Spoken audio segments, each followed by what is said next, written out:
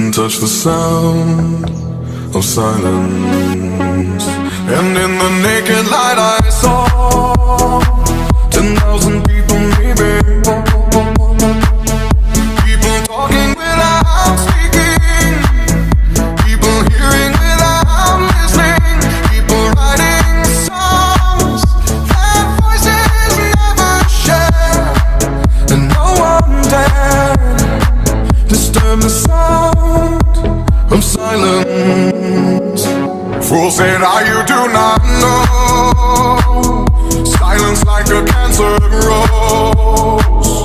Hear my words and I might teach you. Play my arms and I might reach you. But my words, like silent raindrops, fell and echoed in the wells of silence.